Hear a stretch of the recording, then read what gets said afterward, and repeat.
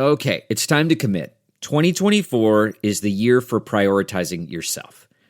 Begin your new smile journey with Byte, and you could start seeing results in just 2 to 3 weeks. Just order your at-home impression kit today for only $14.95 at Byte.com. Byte clear liners are doctor-directed and delivered to your door. Treatment costs thousands less than braces, plus they offer financing options, accept eligible insurance, and you could pay with your HSA, FSA. Get 80% off your impression kit when you use code WONDERY at Byte.com. That's BYTE.com.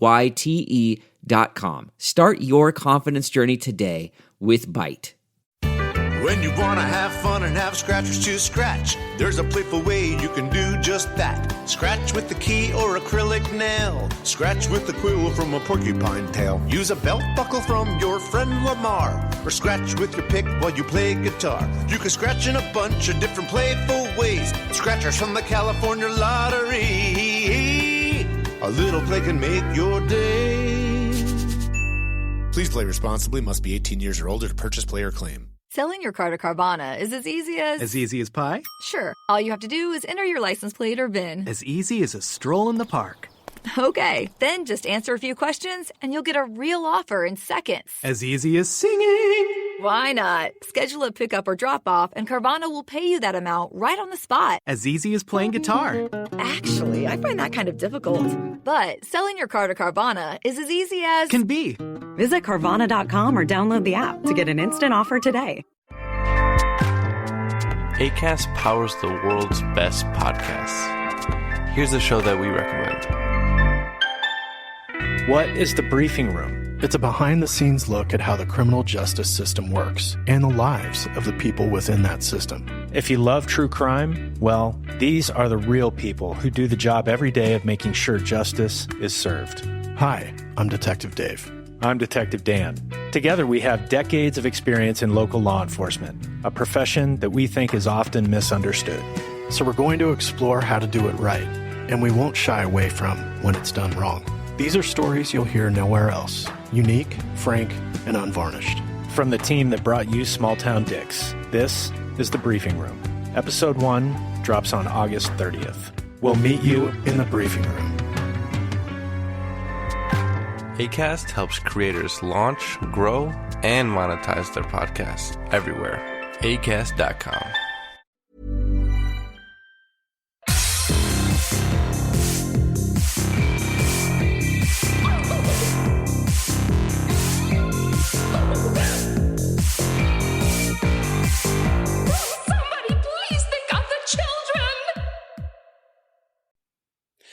And welcome back to Scarred for Life, the podcast where we open up old wounds by looking back at the films that scared us as kids. I'm Terry. And I'm Mary Beth. In each episode, our special guest brings with them a movie that traumatized them as a child. This week, our guest is writer, director, and producer Dutch Marich, who is the mad mind behind the horrifying Horror in the High Desert series, which currently has 2 installments that are out now on VOD. Welcome to the show. Thank you for having me. I am so excited to talk spooky. Yes, I'm very excited too. And so let's start with Horror in the High Desert. What are these 2 movies about? If you could distill them for our listeners that might not have seen them. Sure. So the first one is about an experienced outdoorsman who has like a pretty popular YouTube channel, and he discovers on one of his excursions this spooky thing out in the desert, and on his return to document it and show it to his subscribers, he vanishes. Obviously we see what happens when he vanished at the end of the movie. It's the first in 5 in a series of 5 films. 5, so all right. Yeah, so part 2 is in the same universe, in the same like part of the high desert, and it kind of follows 2 different stories. One is a woman who is like mysteriously found dead, and another disappearance. So it's kind of like building on the lore of what is going on in the first movie and setting up kind of the rest of the series. Hell yeah. So by the end of the first one, you kind of introduced this I think they were social media influencers that we're going to descend on. And then Correct. you did a swerve with the second one. Cause I thought, oh, that's cause I recently watched the first one and then I watched the second one. I was like, oh, that's what the second one's going to be about. No, it's a swerve. Was that always your plan to do a swerve, or was it just how timing worked out? So it actually was not. A lot of the first reactions from people were not like negative, but they were totally expecting the setup from the first one, which is, the people setting out to find what Gary found. And then when they saw this one, we're just kind of thrown for a curveball. But to be totally honest, the reason that part 2 kind of took that route is because I had to have back surgery. Oh. And I didn't know that while I was doing the first one and setting it up, but I wanted to make a movie still, to like keep it going. Mm-hmm. And I was like, what can I do that's like still in this universe because to film there, it's a 9-hour drive. Oof. And with a busted back, that is like not, I would be literally like crippled by the time I got there. Oh my God. And my doctor was like, up until your surgery, do not do any traveling where you're sitting for long periods of time. Half of that is actually shot in the Angeles National Forest. Oh, wow. Okay. Okay. Mm-hmm. Like really close to my home here in LA. It's like 45 minutes up the hill. Actually, not half of it, but the beginning of the filming process started there and then kind of finished in Nevada. Oh, wow. Cool. I never would have clocked that. I guessed that at all. That's so cool. Is your back okay? How are you doing now? Yeah, it is. It is. Yeah. I've got my orthopedic pillow. Got nice inserts in your shoes now. Oh my God. In San Francisco, for UFF, I forgot them, to be honest. No. This is the oldest conversation I've ever had. Not the inserts. I feel so old. No, they're important. I literally had to go to Rite Aid because I was like, bitch, I can't fucking do this anymore. I'm like dying here. But I'm all good now. My back's sometimes, I tell you. Oh my God. But okay, so this is a found footage series, which we all know that we all love. And so why found footage? Why did you want to go this route with this series and these films? So I love the show Disappeared. Oh, Have you guys ever seen it? Mm-hmm. I don't think so. It's on the Investigation Discovery Network. Okay. They're kind of like Datelines. It's a docuseries. And every episode profiles someone that has disappeared without a trace. Okay. They suck you in, these episodes.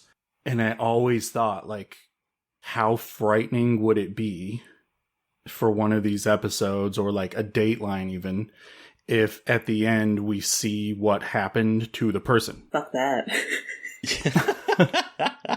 I'm looking up Disappeared on Wikipedia, and I was like, oh, so this is sort of like when I was growing up. Like for me, it would have been Unsolved Mysteries. That sort of like, yes, they do those creepy things, and they do reenactments and all that kind of stuff. By the end of the episode, if you are an impressionable youth, you're like, what the fuck? The world is trying to murder me. Yes. Completely makes you terrified to go out in the world. Wow. And that's what I wanted to do with these. I wanted to make them super realistic so that if someone were to come in the room when someone else is watching it, they would have no idea that they're watching a movie. Hell yeah. Hell yeah. Were you a found footage fan before this? Like, were you into the subgenre at all? I was, but not as much as I am now, because I did not realize the massive audience that found footage has. Like, there's horror fans, and then there are found footage horror fans, and they will like fuck shit up to find a good found footage horror movie. Who does this sound like in this conversation? I have never never downloaded a movie that didn't have an English language track, even though it was in English, and then downloaded a poorly translated subtitle track to go over top of it to watch a missing early 2000s found footage movie. What are you talking about? Never. It's never happened. Anyway. That's where I'm getting now. Found footage fans are like, we are small, but we are mighty. And I know that your films have really picked up a lot of love in those like Facebook groups and those communities. Like, what has that been like interacting with this community of fans? Amazing.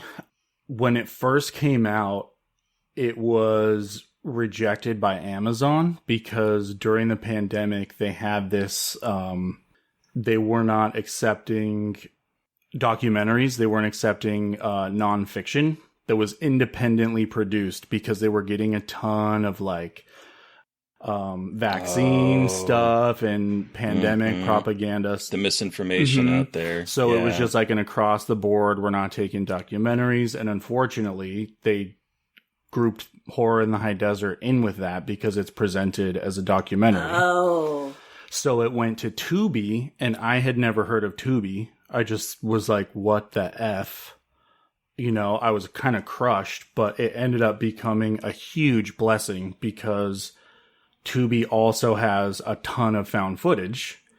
And they do. I started getting all these messages from like literally all over the world because Tubi's in Australia, Mexico, New Zealand, Canada.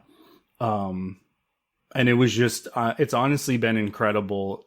It came out like 2 years ago now, I think, the first one, and it is still like on the rise. It's blows my mind. I feel like the luckiest guy ever. Well, like Tubi is the best place for found footage, though, and I feel like people are slowly starting to realize like how cool Tubi is, and like the hidden gems you can find on Tubi. Like, some of the best found footage movies I have found on Tubi. Same. It's amazing. Stuff I would have had never heard of is on Tubi. I mean, recently I watched Savage Land there, and that was that's only streaming. Good. That's only streaming on Tubi. That's the only place that was available when I was looking on my Amazon or my Apple app. There's a lot. It has a wealth of found footage things, which I didn't even know about until Mary Beth was like, yeah, this is where you need to go for. The goddess of found footage. But, so I love that. But I'm also really curious, like, how did you get into horror movies? Have you always been a horror fan? Yeah, but it didn't start with movies. Okay. It actually started with, and I feel like you guys might be too young to relate to this, Scooby-Doo. Too young. I'm 42. Oh my god, you look like a fucking baby. I'm 42 years old. I'm like, too young. Oh my god. I love Scooby-Doo. Amazing. That was my cartoon of choice. So you know Scooby-Doo. I do know Scooby-Doo. Okay, I am a baby, but I know Scooby-Doo because my family like fucking loves Scooby-Doo, and I watched it religiously as a kid. Is it? Would you not call it horror though? Absolutely. For a kid? Oh, 100% it's horror for kids. It's so scary. It's like, even though it's almost always like a dude in a suit, A person, it's still terrifying. Also, this is later, but Scooby-Doo Zombie Island is really scary. Have you seen Scooby-Doo on Zombie Island? I've not. I know that is the Horror Queers' Trace's favorite, like, Scooby-Doo incarnation. I've never seen it, though. Have you, Dutch? I'm having a moment because I literally just rented that. Someone on Twitter shared it, and I had never seen it. It's supposed to be one of the best. I was like, rent. It's so good. It's spooky. It's actually like a spooky Scooby-Doo. So anyway, I love it. They're all, well, some of them are not spooky. Like the old Scooby-Doo movies. There's one where Scooby-Doo goes to Hollywood. I don't know if you ever saw that one. I don't think I have. Didn't Scooby-Doo meet Abbott and Costello? Yep. Did that ever happen? That one happened. Yeah, that's what I thought. Scooby-Doo meets Batman and Robin. I think that might be my favorite. Yes. With the Joker in the woods. God, oh God, and that terrifying little dryad thing. I forgot about that. It's funny. To this day, I still run around and I will say puppy power because of Scrappy. I love Scrappy as a kid. Oh, I forgot. That's another good one when they go to the Grand Canyon with Scrappy. I think I remember that one. It's been so long since I've watched the cartoons, but they were a favorite for me. So that's how you got introduced? Mm-hmm. Scooby-Doo, and then I loved Hey Dude, the cartoon Hey Dude. And They had, or not a cartoon, it was a TV show for kids. Okay. Oh, okay. And it was on Nickelodeon, and it was, I don't even think they were teenagers. They were like children working at a ranch. And they had a spooky episode called Ghost Stories. Okay. That totally scared the shit out of me. And things like, Are You Afraid of the Dark? Those kind of, and then it just kind of went from there. My dad was a huge cinephile, so he was always watching like Aliens, Indiana Jones, Jaws. Yeah. This stuff was just like always on at my house. And my mom is like the OG true crime fan. She always had, like some murder something on TV. Wait, what did she think of Horror in the High Desert then? She loves it. She's so cute. She's so proud of me. She's even if she hated it, she'd love it. But I'm starting to see a little bit. You say OG, true crime, horror on the other side, or cinema on the other side in particular. And then Horror in the High Desert kind of combines those two in a way. I mean, it's not true crime, but it's presented as true crime. So I can sort of see how that like childhood kind of comes together to make these two movies. Absolutely. Huh. And you grew up in Nevada, right? Like, did you grow up like in the like rural Nevada? Like, I don't. It's weird. Like, I've never lived like the desert. So do you call it rural Nevada? I don't know if that's the right way to describe it. Yeah, middle of it desert. actually couldn't Nevada. be more rural. It's really? The town I grew up in is the most remote town in the continental U.S. Oh shit. It is when you watch the first Horror in the High Desert, the town that Gary lived in, it shows like a drone shot of it that's not even that high in the air, and you can see the entire town. It's called Ruth. It's 300 people. Oh wow. It's like more of a village. You grew up there? 300 people. How was that? I honestly credit my imagination to growing up in the middle of nowhere. That'll do it. I mean, it really, truly will. I mean, I can kind of relate because I grew up when we moved to Alaska when I was like 2 or 3-ish, and it's where we lived was not like I think it had more people than 300, but it was definitely like a very isolating place where we were, and people in Alaska, particularly where we were, you were either for lifers there. And you were older, or you were a lot of military families that came. And so it was really hard for me to make friends because I was very introverted, very shy.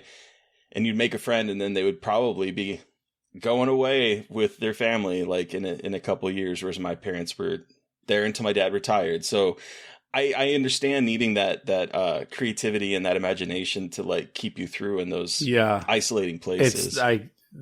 You kind of just described a lot of what it's like there. Yeah.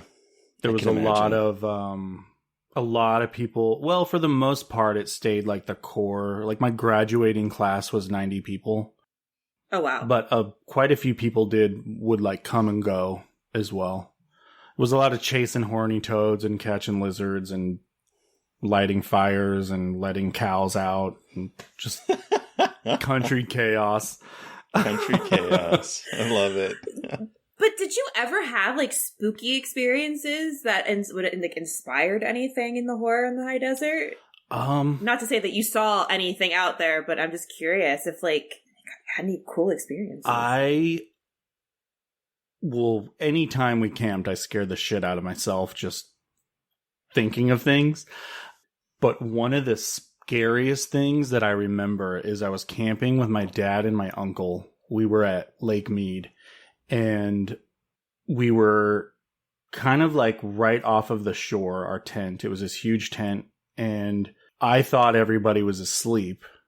I started hearing like something moving around our campground. Ugh. And I was like, God damn it. Do I wake him up and look like a total little bitch? Or like stay terrified and we all get murdered? Like, what do I do? And it went on for a little bit longer, and then my dad sat up, and I realized like he was awake. We all just kind of sat there for a minute. My uncle sat up, and I was like, "What is that?" And he said, "I don't know." And him saying "I don't know" sent like I almost fainted. My heart was like boom, boom, boom, boom, boom. But he was a total badass. He unzipped the tent, and it was a can that was just like rolling up and down with the waves. Oh no. but to see my dad also kind of like ready to throw down was something I'll never forget. Well, when you look to like your parents to be like that, it's okay, everything's gonna be fine, and then to hear him say, "I don't know," I can understand that feing of just like, "Oh God, what's happening?" Get out there and kill it! Kill that can! Yeah. Oh, jeez. So you said that you kind of got into horror with Scooby Doo, but do you remember the first horror movie or in that genre that you might have seen as a kid? Do you have the memory at all? I'm pretty sure it was Aliens. Okay. I did not see the whole thing. I was like ushered out of the living room. That was the first thing I kind of remember, like just a glimpse of. But the first thing that literally traumatized me was the movie that we're here to talk about. Okay. Cool. Gotcha. But so before we talk about this movie, though, like, were you a scared kid? Were you easily scared?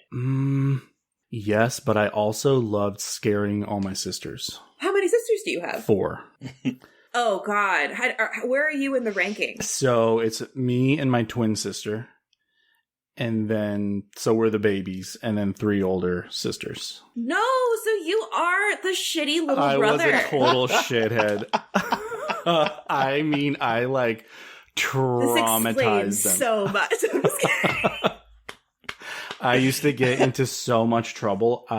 After Scream came out, which was one of my other first like movies, that as soon as I got a hold of that mask, it was on. I got in so much trouble because my sister her bedroom was upstairs, my twin sister, and I went up. I had the most incredible time doing this too. Her bedroom window looked out over the roof of like the first story. We used to like crawl out there and hang out. So I taped it to the outside of the window, the mask, like ahead of time. You suck. She fucking suck. Got out of the shower, went upstairs, like do, and then literally came like a sled. She wasn't even like running. She just slid down all the stairs like on her back and butt.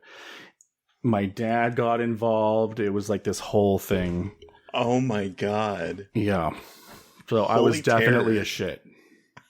Oh my God. I'm the oldest and I have brothers. So that's why I was like, I know exactly what fucking kid you are. That was me. Oh my God. Oh wow. Oh my God. But I am curious about, like, do you still get scared now when you watch like horror movies? Do you ever get scared, or are you kind of a little bit more numb to it? I'm definitely more numb to it. Okay.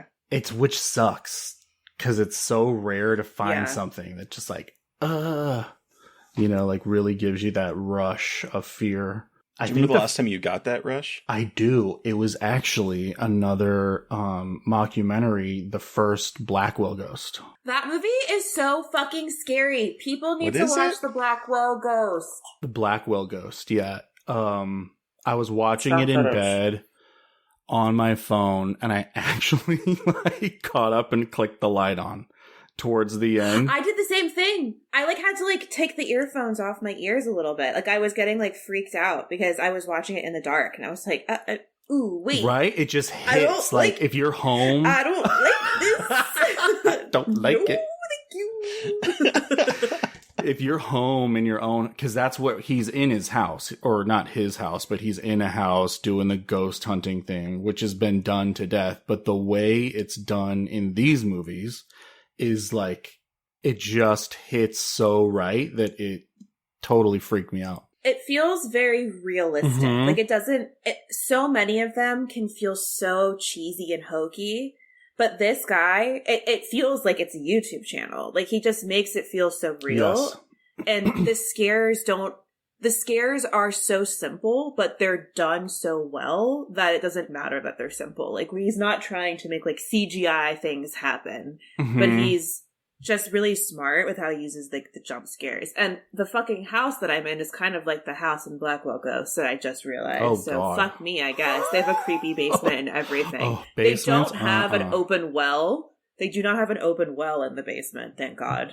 That was the thing that reeled me into that movie. I was like, oh, well, in your basement? What on earth? And it's got that spooky metal cover thing. Like, oh, you just throw a body right down there and put the cover on. Yep. I think there's 5 of them, right? 5 of 7 them now? There's 7. Okay. I've seen 2 of them. I haven't seen the rest, but they're all on Prime Video / you can rent them on Prime, I believe. Yeah, I think the first one is streaming and the rest are rental. Yeah.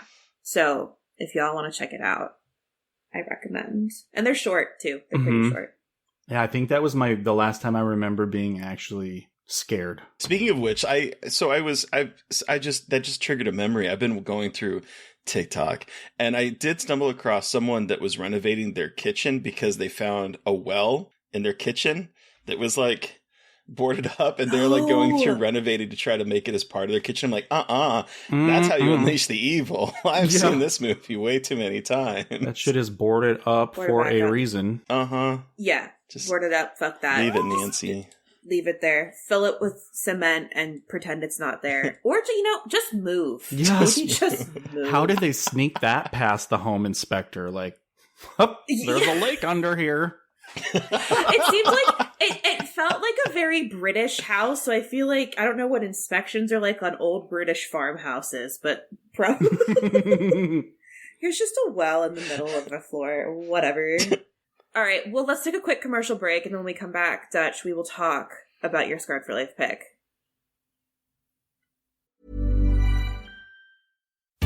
When you wanna have fun and have scratchers to scratch, there's a playful way you can do just that. Scratch with the key or acrylic nail. Scratch with the quill from a porcupine tail. Use a belt buckle from your friend Lamar. Or scratch with your pick while you play guitar. You can scratch in a bunch of different playful ways. Scratchers from the California Lottery. A little play can make your day. Please play responsibly. Must be 18 years or older to purchase, play, or claim. And we're back. All right, Dutch, what movie did you bring with you today for us to discuss? Today, I brought the epic 1995 thriller. I would call this a horror thriller, but it's a thriller. Copycat. All right, so in Copycat, an agoraphobic psychologist, played by Sigourney Weaver, and a female detective, played by Holly Hunter, must work together to take down a serial killer who copies serial killers from the past. Yeah. Even that summary is like, it's a good summary. Yeah. We've had some really bad ones from IMDb, but that one is actually, outside of saying serial killer twice in a sentence, it's a good one. But take us back. How you said that this was like the movie when you were kind of teasing it a little earlier. So how old were you when you saw this? How did you see this? Give us your horror story. I want to hear it all. Okay. So I was I want to say 11 because it came out when I was 10, but that means it probably wouldn't have been on like rental or on TV for at least a year back then. Right. And my mom, I'm pretty sure, like, I was so terrified by this, the setting is kind of like a blur to me. But my mom and some of my sisters were watching it. And I think I had missed, like, that wild opening scene. Oh. So I was kind of just settling into the, like, movie, oh, they're looking for a killer, la la la la la. And then when she gets the email in the movie, Sigourney Weaver, she's like trying to help them find this serial killer. And he sends her an email, which is hysterical to rewatch because it's an actual mailbox on her desktop. And the little red flag pops up. I love it so much. It's so good. The 90s of it all. And she opens it, and it's a picture of a victim, and they're in this like grisly position in the bathtub. One arm is like hanging over the tub, one leg's up on the wall, and then the killer who has sent this to her animates it so the body like lifts up and the limbs start swinging around like a rag doll, and it starts making this horrifying scream. That's what definitely scarred me for life, like that specific thing. And that's when they're like, okay, you got to get out of here, like go to your room.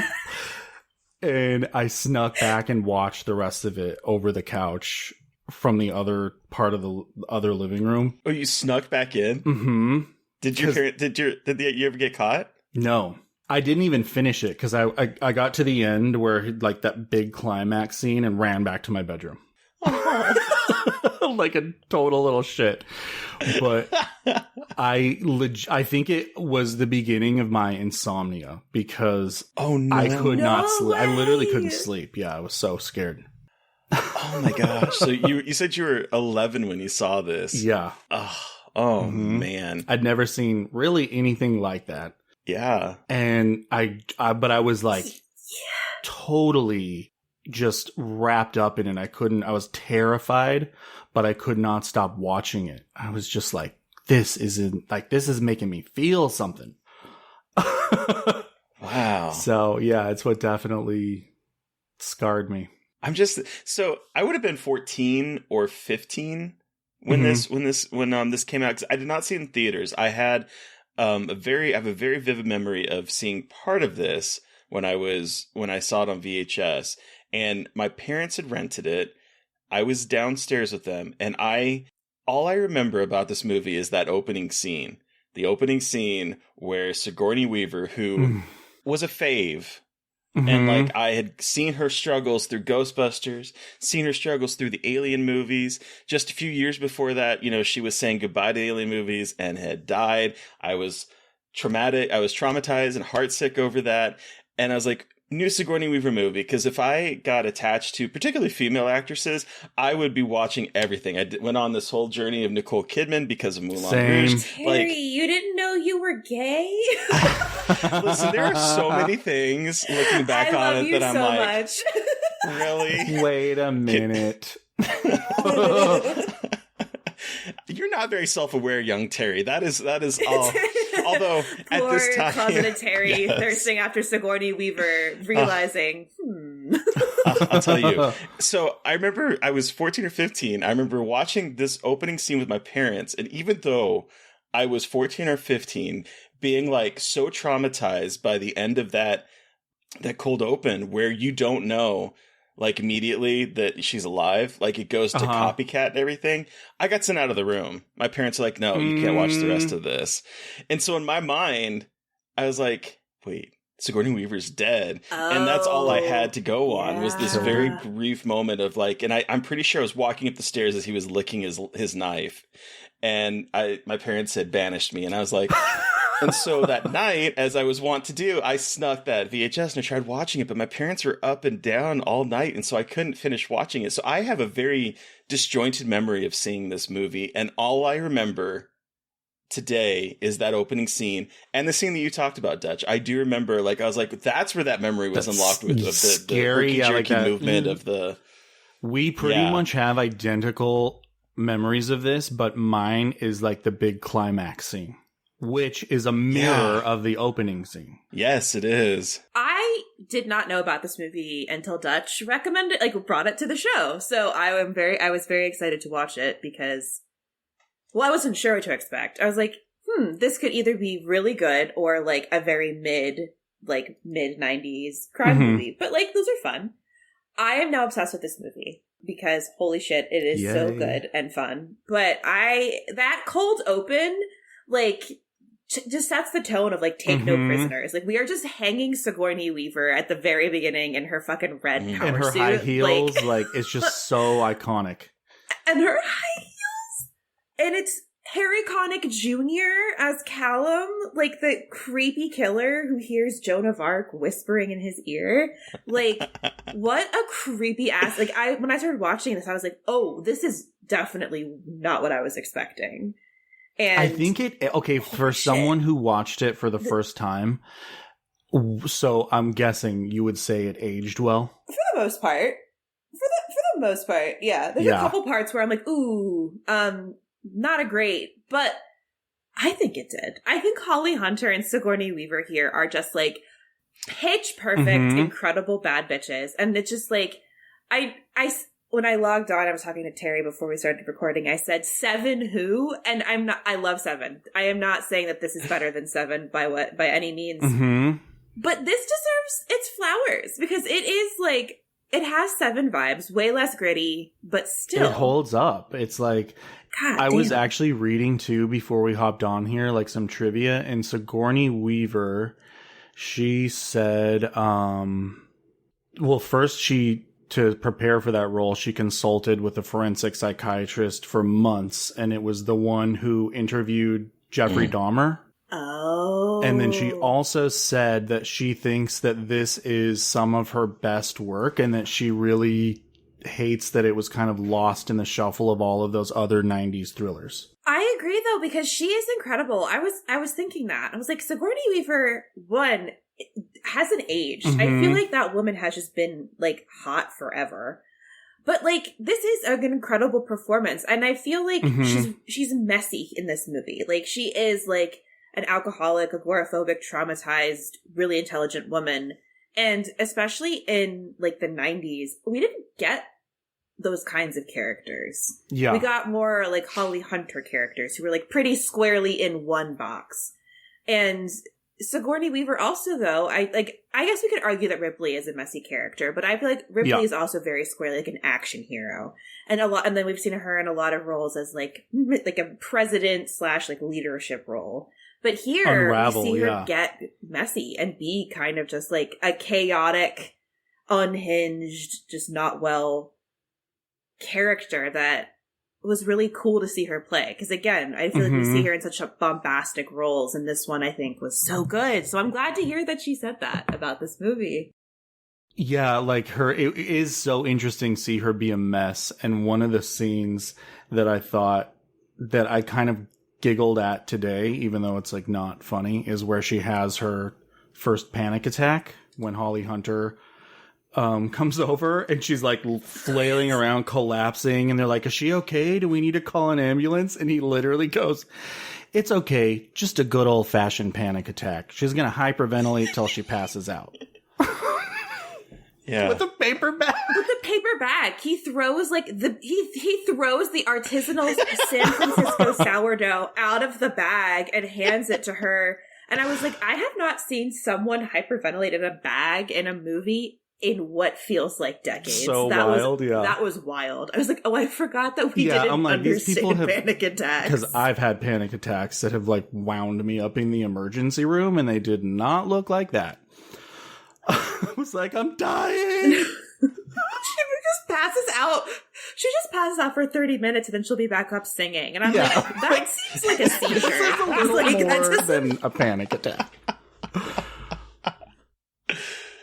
let me just say, her gay assistant is everything to me. The gay assistant, when they're talking about sex and then when he comes in with his partner and they're in like their colorful outfits and they're like, it's the power of love. And I was like, wait, this movie is so good.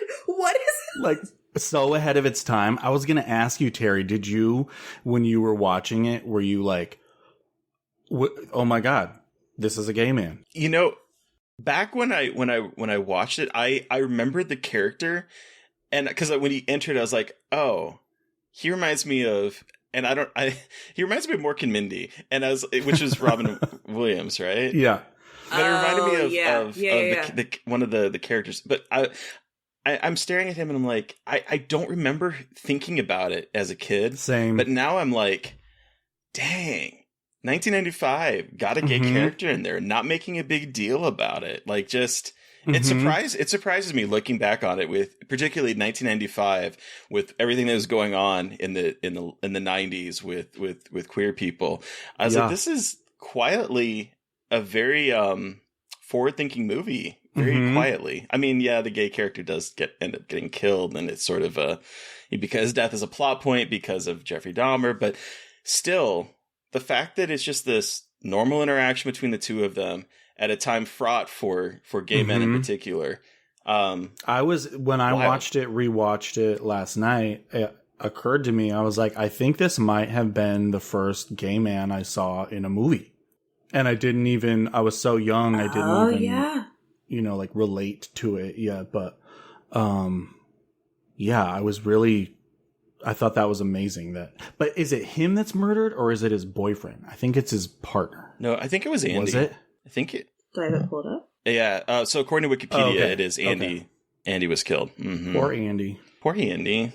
He didn't deserve that. I also think this movie is progressive in the fact that, like, I mean, not just the fact that we have two women as, like, our main characters, but the men around them take the role of women in a way, because the men fight about, like, Holly Hunter's character, but, like, they don't really talk, but, like, the female characters, like, don't really talk about that. Yeah. But the men are like jealous and fighting over ladies behind their back and like having like squabbles with each other while the female characters are off doing other shit. But then Sigourney Weaver like comes on to Dermot Mulroney's character as she's like drinking a snifter of brandy and like hits on him in front of her computer.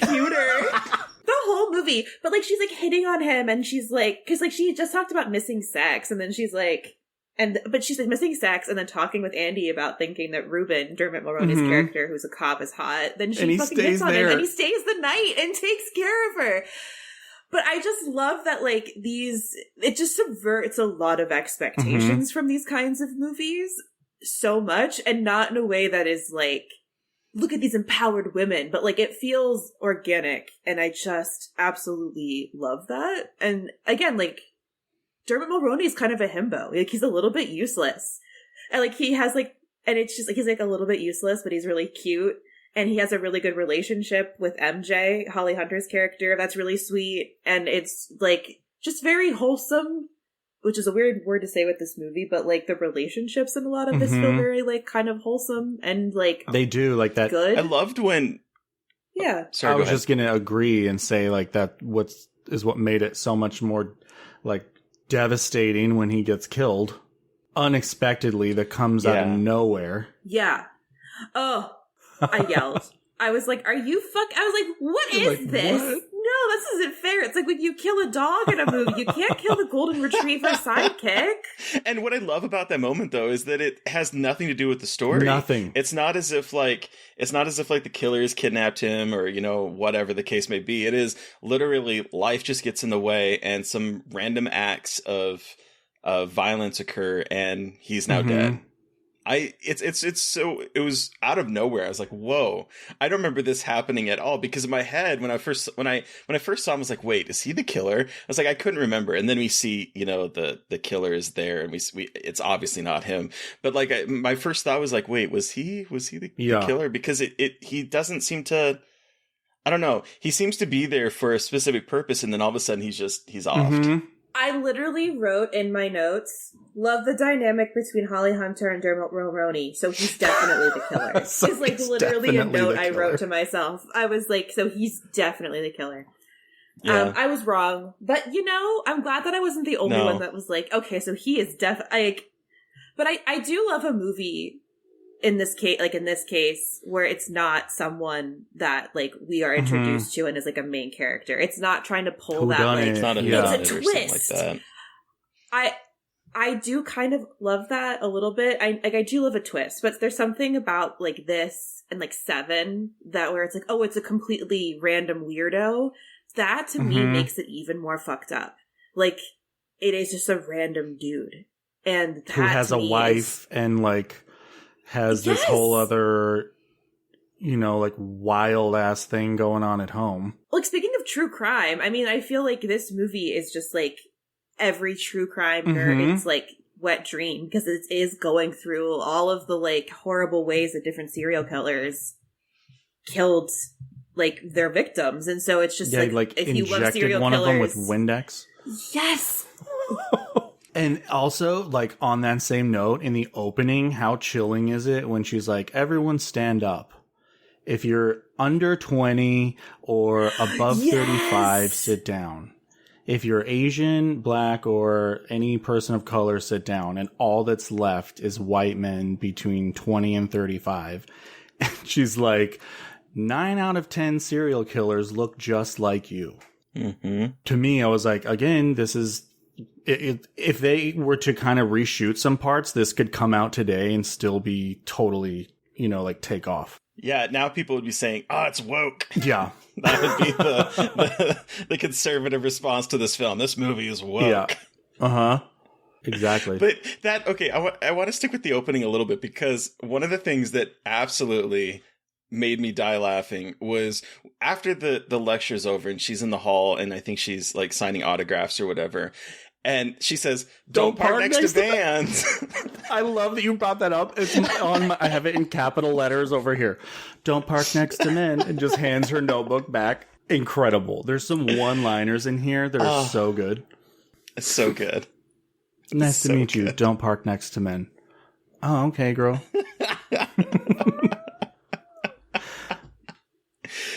That made me giggle. And then when Holly Hunter's boss just casually calls her a stubborn broad, and it's like, whatever. She just leaves. I'm like, oh no. It's such a trope, I think, particularly in 90s thrillers with women detectives, because Silence of the Lambs, she got kind of downplayed a lot too, but the fact that he calls her broad in this, I was like, oh my gosh, I miss sometimes that 90s era of just the cop thriller, I think, because as much as it's like, ACAB, those were great.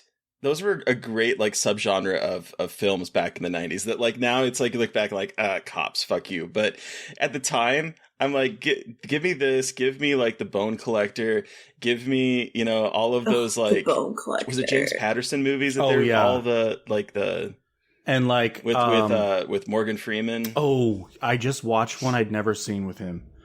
What's the other good one I'm trying to think of with Sharon Stone? Basic Instinct. Basic Instinct? Yeah. Mm-hmm.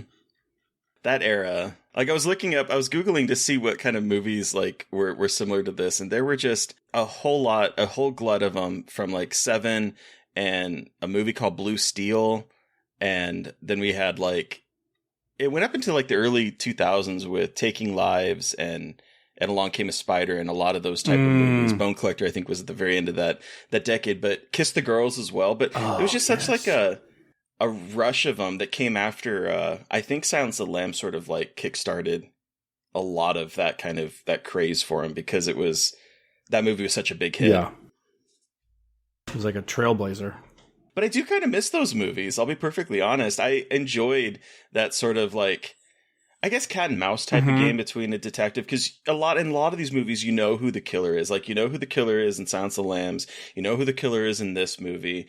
And it's just sort of like that kind of back and forth between the people that are trying to find them and also the killer, that kind of harkens back, I guess, to maybe my love of like the whodunit slasher, but also sort of like giallo films and like that kind of 70s style of crime thriller that was coming out at that time. I don't know. I love them, and maybe it's because I grew up on them. They're kind of like a comfort thing. They are. It's weird to say this is a comfort watch, but like, it feels like Sigourney Weaver, Jesus, Sigourney Weaver hanging from a plumbing pipe by her neck is just comforting. I feel held by this. I feel held by this movie, but. I mean, like, it's the procedural format, it's like a CSI or a Law and Order, like, it's going to happen, but it's always, like, satisfying, because it always is, like, compelling enough that even if you can kind of tell where it's going. See, they're like grown-up Scooby-Doos. Yes. Yeah. Procedural. Yes. See? Yeah. Huh. With boobs. I hadn't even thought about that.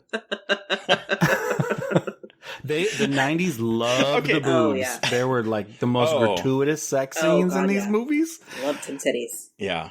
I was actually surprised we didn't get like a shot of Sigourney Weaver in the shower in this movie. Like this feels like that kind of movie that they would have leaned into that a bit, to be perfectly honest. But they very surprisingly reserved, I would say, in this movie. I was surprised they didn't show Dermot Mulroney like sucking on Sigourney Weaver's tit. Like, you know what I mean? Like, I feel like there was an edited scene there. I feel like they cut something out when he stayed the night. I would have loved that because 90s sex scenes were so steamy and so good. They have that porn music. What I would do to see a Sigourney Weaver Dermot Mulroney sex scene, like if I was Dermot Mulroney and even if Sigourney Weaver was just acting, flirting with me, I would be like, I am stunned into silence. Like, I don't even think he was acting. I'd be like, I can't even believe she's pretending to flirt with me. Yeah. Where are we? What's going on? Who are we? I love, too, that she's drinking day and night in that movie, and she looks like $1 million. If I woke up drinking, I'd look like a blood clot by 10:30. And she's like popping pills, swigging brandy, looking like she just woke up, but like rested, just woke up in a good way. Like, her hair is beautiful, and she's always had a shower, and she always has clean clothes on, and her apartment is clean, and those windows. That apartment. Are you kidding me? What I also do love though is that there's a moment where Sigourney Weaver thinks that maybe someone had been in her house because her powers have been laid out.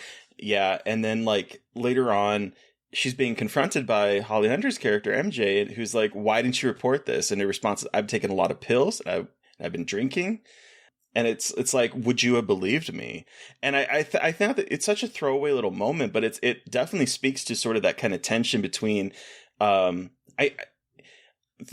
back on it now, you can almost see this is like the kernel of what we get with sort of like the Gone Girl bad archetype that we've seen in a lot of like recent movies where like it's always an unreliable narrator. I'm thinking like a girl on the train, or like kind of thing where they're, drinking or they're doing, drugs or something like that, where they're unreliable, and it kind of creates that sort of tension between, is what's happening really them or not? And I'm watching this and I'm like, this is kind of the start of that sort of character gone bad, quote unquote. Yeah. Where like, they're drinking or they're taking pills. And so to everyone else, they are unreliable and you can't really believe what they're saying because maybe they're making things up. Mm-hmm.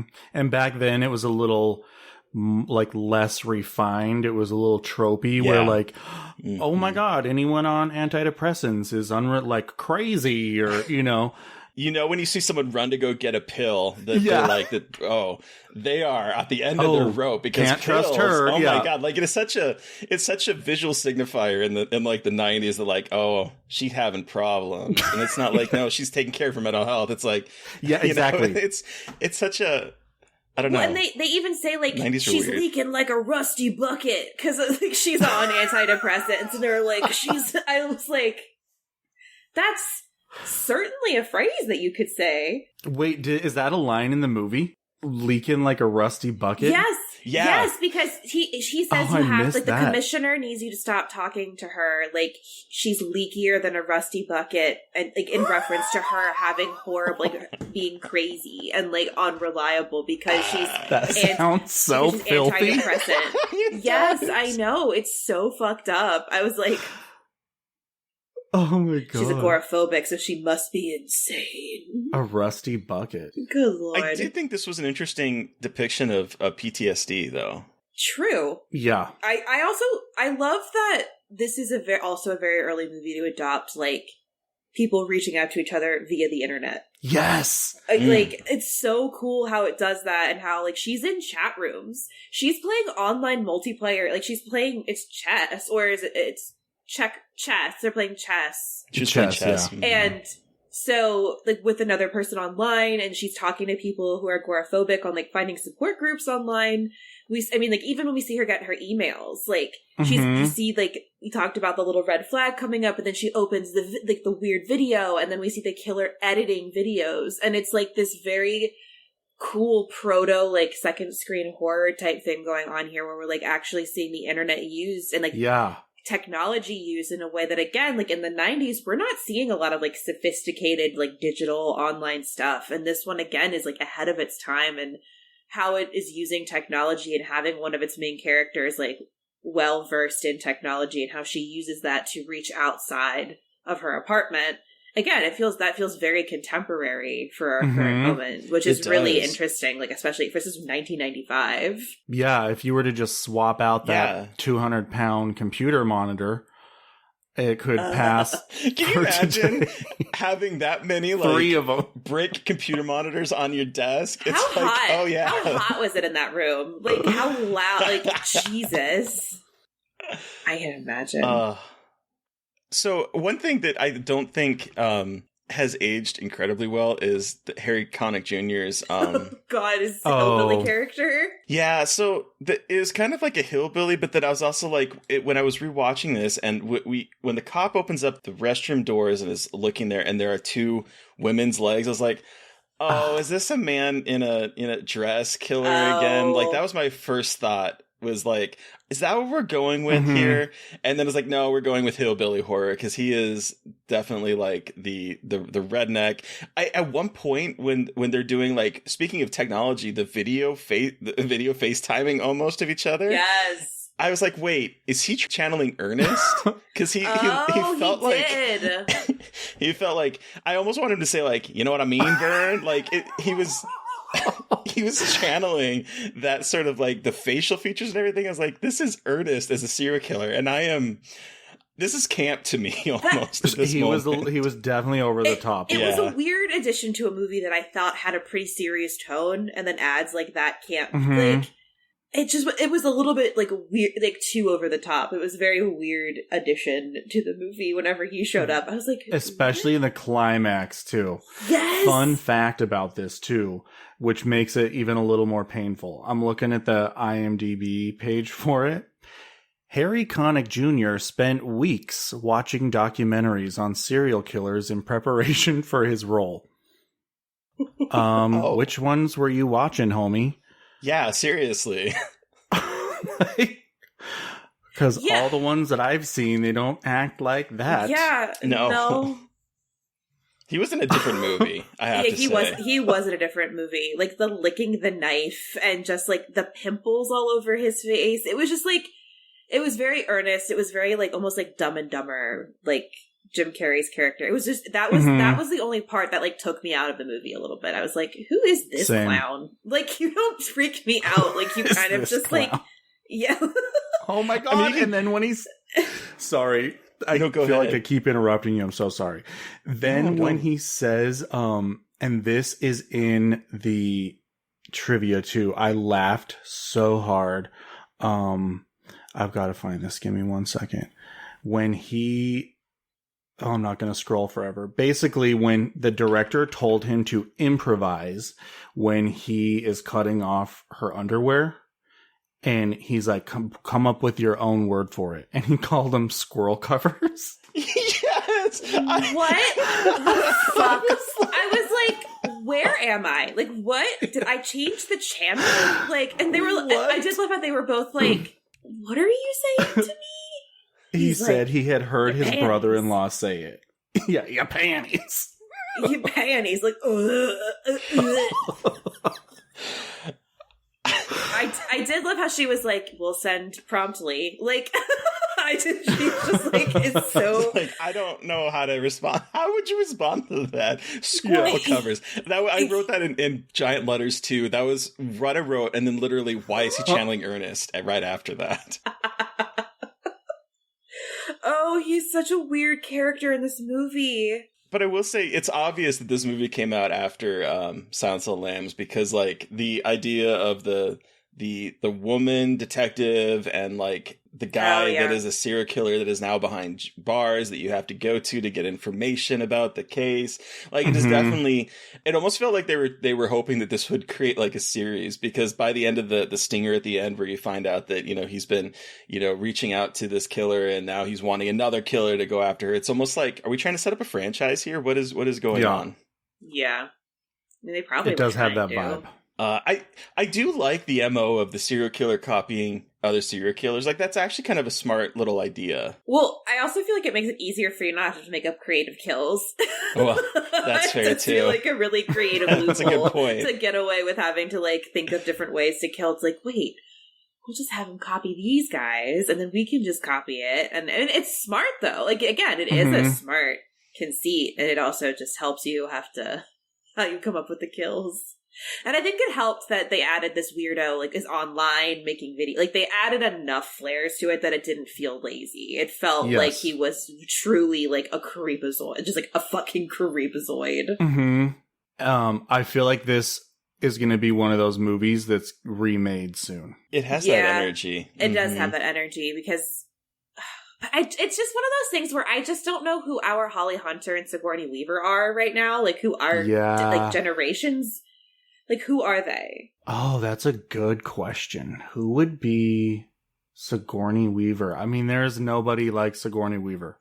And, like, this is the problem, because they're still, she's obviously, like, very much still alive, and so is Holly Hunter. And, like, they're just, this is going to sound, like, so, cheesy, but, like, I just feel like 90s movie stars are just built different than, like, contemporary, like, newer movie stars. I just feel like there was something about, like, star quality in the 90s that we don't have as much now. You know what I mean? Agree. Like, I feel like the 90s was, like, prime, like, stars and like, you know, like, in, like, big movies, and I feel like the 90s stars were, like, kind of, like, the big, like, the end of, like, the kind of, like, the shining end of all of that era. And I just don't think, like, we have any, like, big movie stars like that. It's that are, really like, a little bit strange. younger. I was thinking about this the other day because what's her name? Jennifer Aniston said this in an interview. And she was like, you know, my point is not that we don't have good actors. It's that they're not, it's becoming almost less of a profession now that we have TikTok stars and Instagram stars, and they all kind of, you know, because everyone now is after your following, your followers. You know, like they want to cast people who have a following type of thing. Legitimate shows and movies don't, but it is weird. I was trying to think of like who are our younger movie stars right now. And like I Florence was having a hard time. Yeah. Florence Pugh is Flo one. Pugh. Flo Pugh. I think Definitely. Jenna Ortega has a chance to become one. Yeah. Oh, that's true. Jenna Ortega is like, and she's like super younger, and like she's a lot younger too. I feel like Margaret Qualley's getting up there. What's his name too from Scream? Mason Gooding. Oh, Mason. Yeah. Oh, what a himbo! He always plays himbos in roles, and I'm like, I love him. He didn't realize until like recently that he is Cuba Gooding Jr.'s son. I was blown Did not away. Put those two together. Yeah. You know, I guess like Kate Winslet and is like the same generation of actors, but I feel like I'd love to see her maybe even play like the Sigourney Weaver character, like in a Copycat. I feel like I see like her or like a Toni Collette. And again, like they're still kind of in that generation of actors, but I feel like because of like recent successes they've had and like Mayor of Easttown and a bunch of shit like that, I feel like they could be cool in something like some kind of style like this. I would love to see That's all like I got. Nicole Kidman take a whack at that kind of a. I just love her. Yeah. Oh God, what was that movie she was in where she was like a grizzled cop? It was the Karen Kusama movie, and she was like in that like really like the makeup that everyone. Destroyer. She was a She cop. was like she was like a grizzled like corrupt cop or something. Yeah. I can't even imagine that. It wasn't like the best movie. No offense to Karen Kusama and Nicole Kidman, but let her try it again. I guess while they were filming, Holly Hunter was so short compared to Sigourney Weaver that in their face-to-face scenes, Sigourney Weaver is actually sitting in a chair. And I was wondering because there was like a shot of Holly Hunter walking down a hallway with her lieutenant, and she like literally comes up to like his hip. right, and I'm like, she's small. How tall is he? Really tall? Is she really short, or both? Because like that was the first time that I realized in this movie the height difference between her and some of her co-stars, because you don't notice it with her and Sigourney and all that kind of stuff, and so that makes sense to me because Sigourney's tall. She's 5'2". Yeah. I just googled it. Holy cow! Oh, she's small. So tiny. And Sigourney was like 6 foot. Oh, mommy. Amazon queen. I will say on this watch, I definitely felt there was a little bit of sexual tension between the two of them. That when they first meet and they have that conversation and they're kind of like trading barbs back and forth, I was like, ooh, if this was a different movie and the gender of one of them was flipped, they would definitely, this would be like that smoldering affair type moment between the two of them, because they have that sort of easygoing interplay betwing the two of them when they're throwing barbs at each other. It's so it's like, I need you, we need you on this case. Fuck you. It's like, oh, really? But then like she like bursts in, she's like, I need to use your phone, and I'm just like, oh, fucking kiss her right now, god damn it. Fuck. So that's what we're gonna do. We're gonna remake this and make them lesbians and actually make this an erotic thriller adaptation. Oh, that's a movie I would watch. Lesbian erotic thriller of Copycat. Oh, they also talk about vibrators in it. Did you catch that? Yes. That was a funny one-liner. He says something about like, the only thing these women have in common is they all have a vibrator. Talking about the victims, I think. And she was like, yeah. Yeah, what is Holly Hunter says something funny. She says a line, and I wish I wrote it down. I don't remember exactly what it was. But it was very much like Yasso, or like it's a tool for survival. It's a tool for survival. It's a tool for survival. Get it, girl? But like, there's a lot of like these comic moments, but also some really terrifying moments, especially when Sigourney Weaver's being stalked. Mm-hmm. Like, those scenes are like incredibly unnerving when she like can't leave her apartment and like the killer finds ways to get like details away from her, or she like the worst one to me was the ants in her bed, because something about ants just like awful. And then it is the reveal of the book with the finger as the bookmark. With the finger and the bookmark. Mm-hmm. Ugh. Oh, God. That would be just horrifying. And it's just like ants for some reason are just like, it's this creepy crawly and they're giant ants in her bed. And it's they're just invasive. Like, yes. And it's just like, there's something so unnerving about how her character specifically is fucked with this whole movie. Yes. Like, she can't leave her house. Like, he is just fucking with, it's like a rat in a cage, and he's just fucking with her. And like, that is so creepy and disturbing to me. Like, in a way that you don't see with men, like male characters in these kinds of movies. You don't see them getting fucked with like this. So there's some like really interesting like gendered power dynamics going on here that are getting exploited in a particularly interesting way. Yeah, that's what really stuck with me too with this movie is, and that I love in a good scary movie, is that it's not necessarily, I don't think there's any kind of a actual jump scare or like a bang moment in this movie, but the sense of dread of the threat that she's under constantly, even in her own home, is so unnerving. And that palatial apartment, I love that apartment. Oh, that apartment. Like, if you're going to be housebound, that is the place to do it. Right? In. Like, that place with the blinds that are on a remote control and everything. I'm like, an open please let me be housebound in that house. That movie would not work if Miss Thing were living in a 1-bedroom. No, absolutely not. It would start to end real quickly. Yeah. But I do love that this movie does have those moments of pure horror, because I did find that whole sequence where she realizes that someone is creeping around in her house, and you see him up on like the balcony, like the kind of shrouded figure moving. Like, there are some moments of tension in here that I think work really well for a movie that I think leans more on the police procedural and like the aftermath than like actually building horror scenes. But there are a few moments, and that one in particular stood out to me on this watch, of being like, ooh, this is actually kind of creepy because she's stuck here. She can't go anywhere.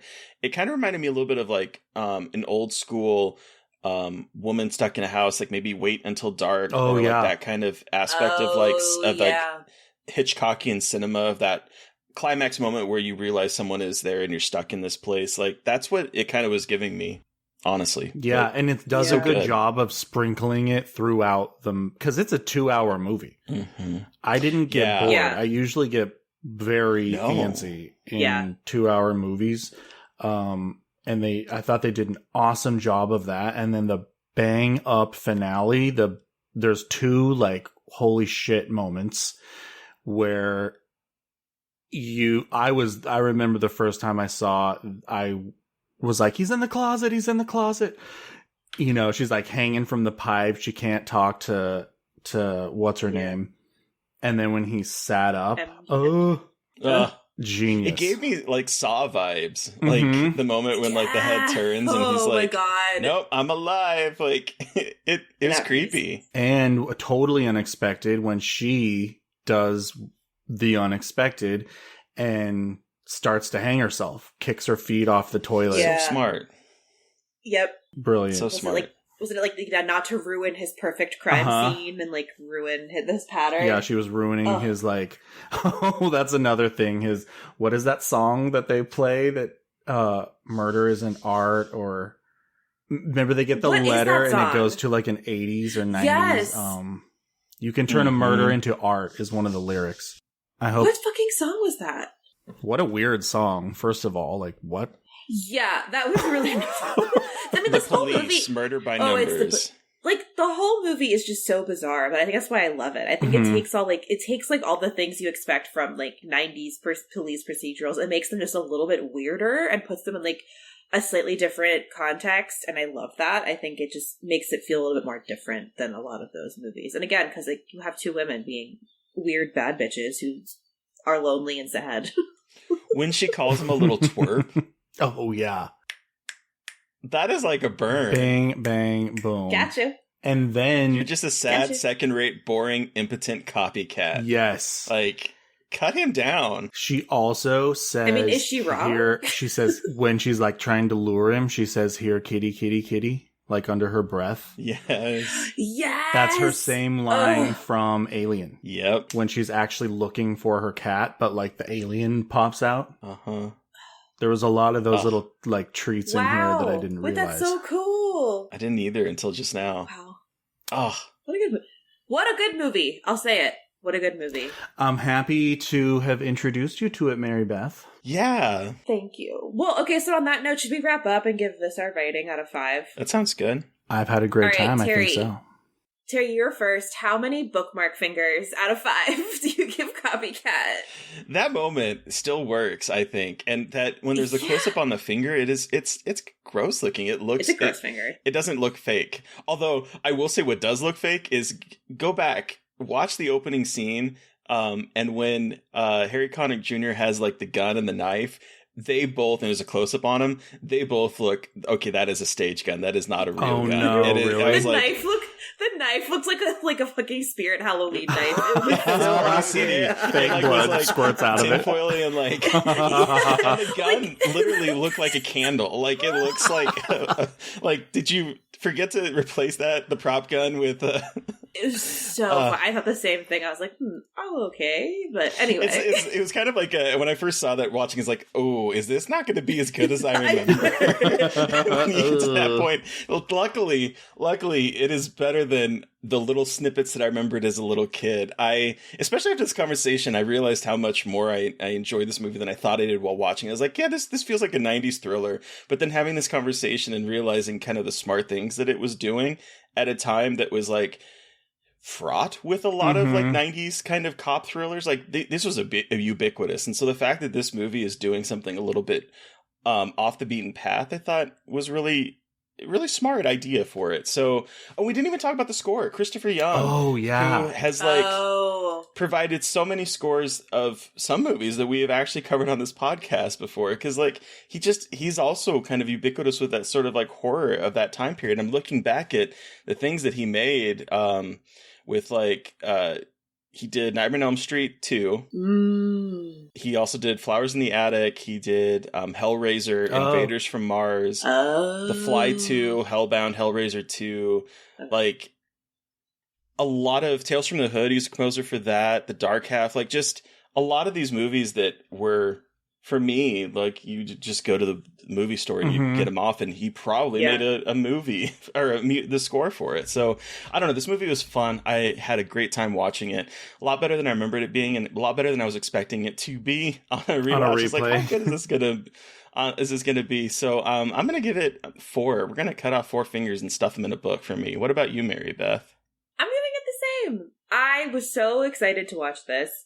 I was hooked immediately, from the cold open all the way to the climax. I think that it is so ahead of its time in a lot of ways and not in others. But, I guess we can only ask so much of a 1995 police procedural. But, I mean, Sigourney Weaver and Holly Hunter are fucking incredible in this movie. Plus a himbo Dermot Mulroney. And just like a good, compelling, creepy story. It's good, folks. We should talk about this movie more. But Dutch, you have the final word. How many bookmark fingers out of 5? So how do these fingers work? Is this how many fingers I would cut off for the movie? Or if I'm giving it 4 fingers, I'm giving it 4 out of 10, like 4 out of 5. Yeah. Oh, so it's 4 out of 5. Star. Think of it. 4 out of 5. Think of them like stars, but fingers. I would have to say 4 as well. Yeah, I would. It's one of the only 2-hour-long movies that does not make me squirm and want to like start checking my phone. Yeah. It's a good thrill ride. It even, like Terry was saying, the score is so much fun to listen to because it also, that's another thing with these 90s movies. They have like epic soundtracks with like singles and songs pumped in there. Yes. I mean, there's some I miss that. weird ones. I fucking miss that. It's so, isn't it great? It's the best. So yeah, I would have to say I would cut off 4 fingers and half of my thumb. There you go. Yeah. Also, I'm curious, rewatching this as an adult, and did it bring you back to when you first saw it as a kid? Oh yeah. I even remembered. So after I watched it the first time, I would get in bed and have this like huge fear that like hands were coming up, like someone was going to grab me, like a person, because you know how he's just like in her apartment all the time. It definitely took me back to like, might have a little PTSD here from this. In a great way. I loved it. In a great way. Well, thank you so much for joining us to talk about Copycat.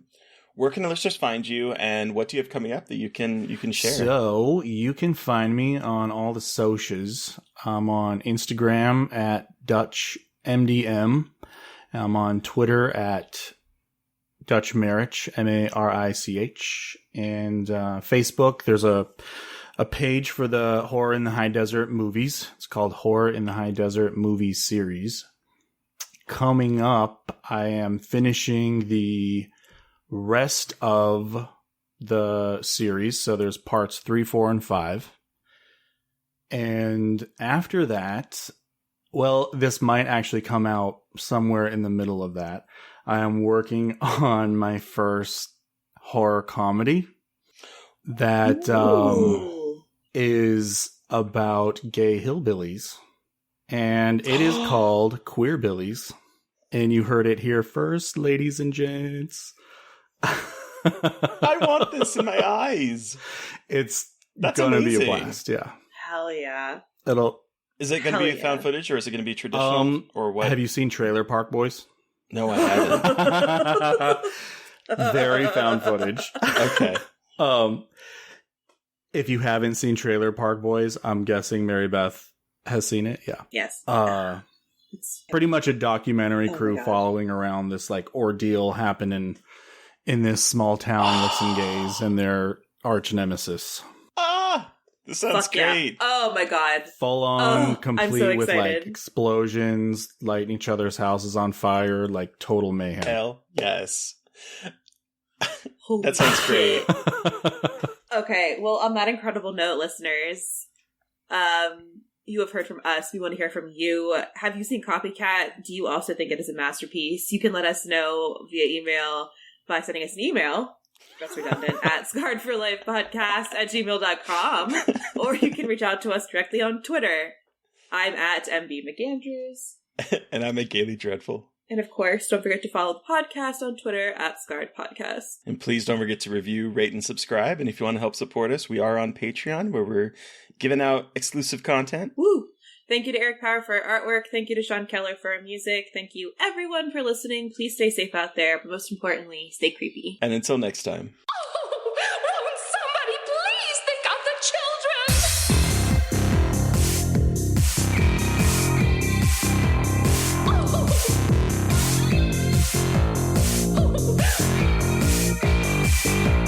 Somebody please think of the children!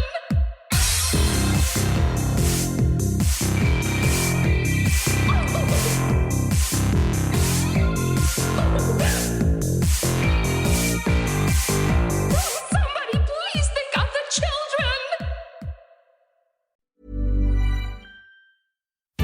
When you wanna have fun and have scratchers to scratch, there's a playful way you can do just that. Scratch with the key or acrylic nail. Scratch with the quill from a porcupine tail. Use a belt buckle from your friend Lamar. Or scratch with your pick while you play guitar. You can scratch in a bunch of different playful ways. Scratchers from the California Lottery. A little play can make your day. Please play responsibly. Must be 18 years or older to purchase, play, or claim.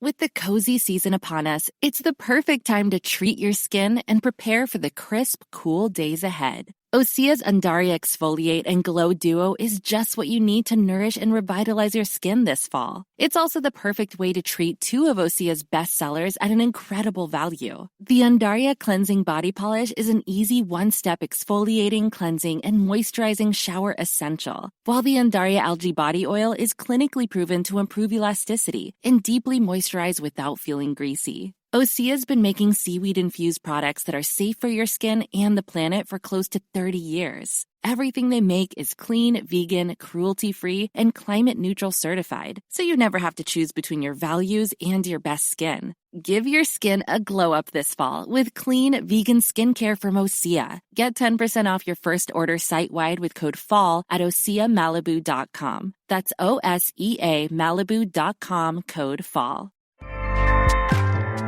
Acast powers the world's best podcasts. Here's a show that we recommend. What is The Briefing Room? It's a behind-the-scenes look at how the criminal justice system works and the lives of the people within that system. If you love true crime, well, these are the real people who do the job every day of making sure justice is served. Hi, I'm Detective Dave. I'm Detective Dan. Together, we have decades of experience in local law enforcement, a profession that we think is often misunderstood. So we're going to explore how to do it right, and we won't shy away from when it's done wrong. These are stories you'll hear nowhere else. Unique, frank, and unvarnished. From the team that brought you Small Town Dicks, this is The Briefing Room. Episode 1 drops on August 30th. We'll meet you in the briefing room. Acast helps creators launch, grow, and monetize their podcasts everywhere. Acast.com.